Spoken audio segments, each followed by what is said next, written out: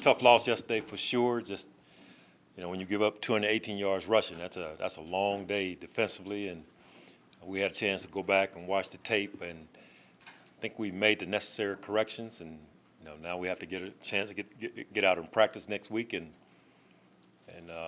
prepare for Washington, who can really run the football as well. But we think we've handled what needs to be handled, and we'll see once we get on the field.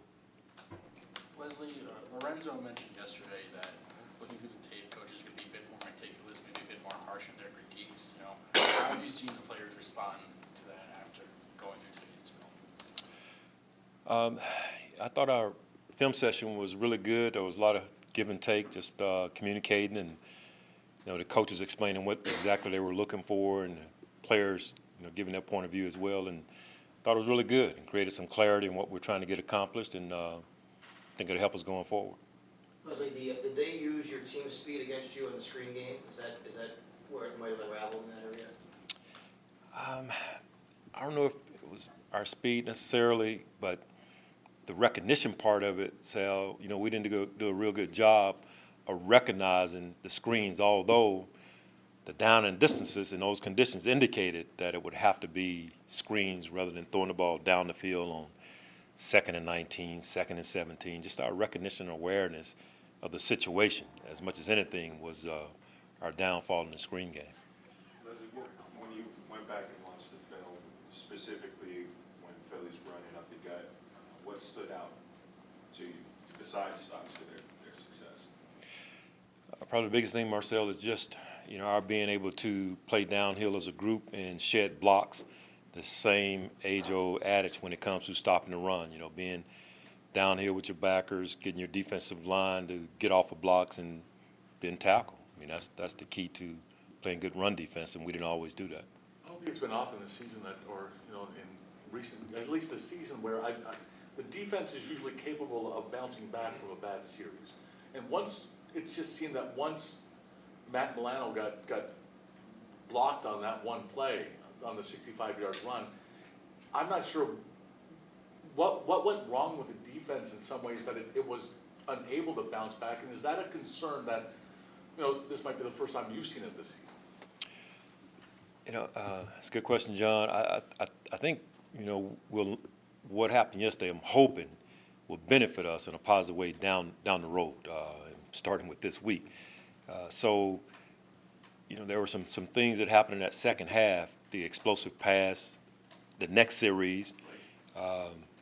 That's just not characteristic of us to have back-to-back explosives. You're right. Usually we can get some things corrected. They come back the next series, hit a 38-yard pass, puts them in plus territory. So, our hope is that some of the things that happened yesterday will be good for us as we continue going forward.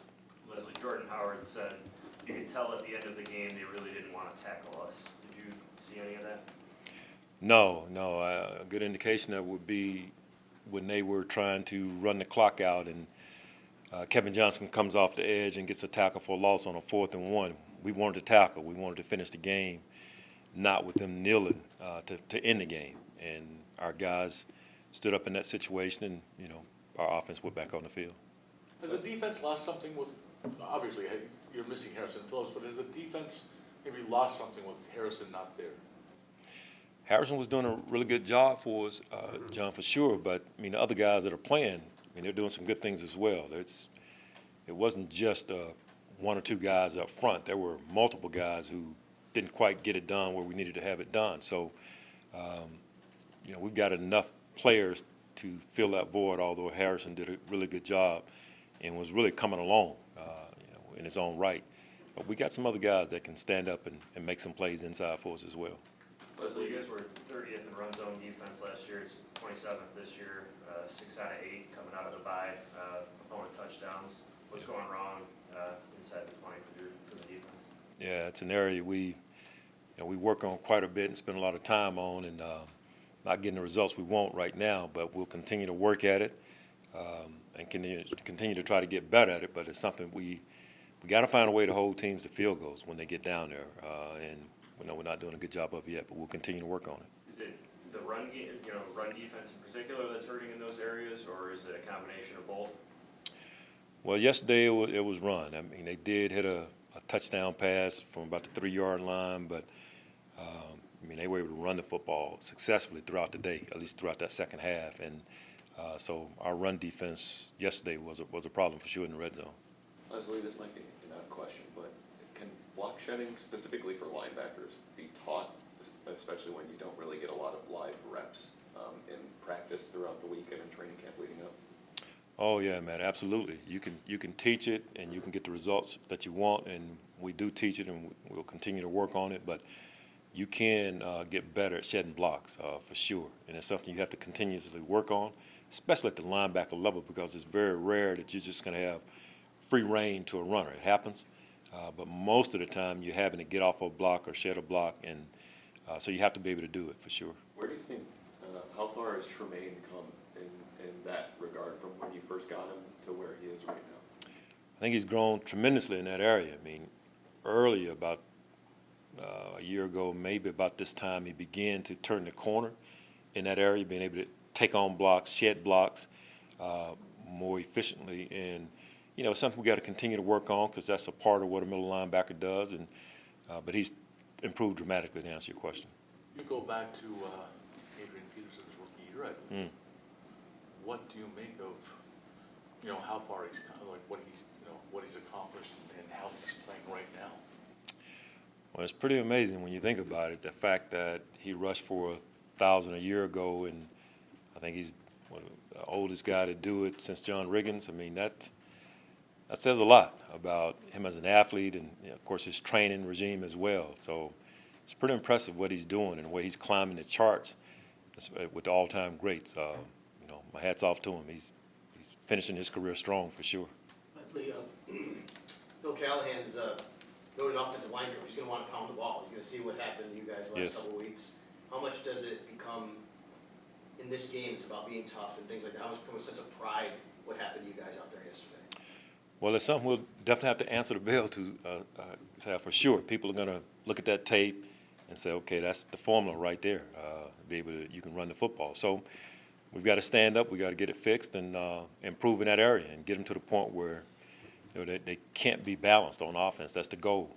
So we'll work towards that, because you're exactly right. Teams will look at that and say that's what we need to do as well. Also noted back to New Orleans a couple of years ago and said yesterday had a very similar feel to that, how they just were dominated. What were you able to do, maybe even just man-to-man back then, to maybe help right the ship immediately here we come into the Washington?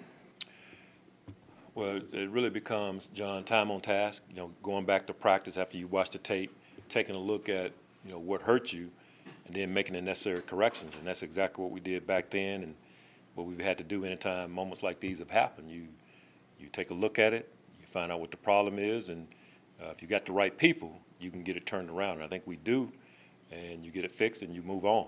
You can't allow one game in your season to dictate the rest of your season. You know, I don't think that'll happen to us. I think we'll make the corrections and we'll be better going forward.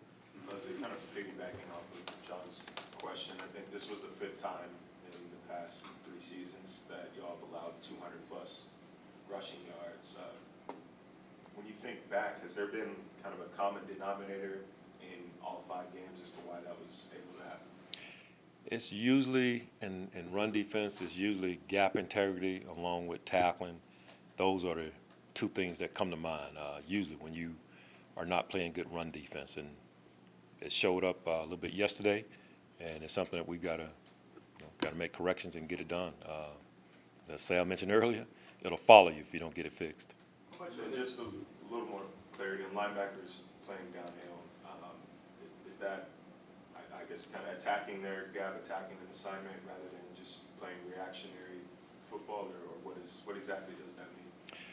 Well, we want to be an attack-oriented defense, and with our defensive line attacking the line of scrimmage, with our linebackers attacking the line of scrimmage as well, and that's part of who we are, and that's part of our identity. And in order to stop the run, that's what usually needs to happen.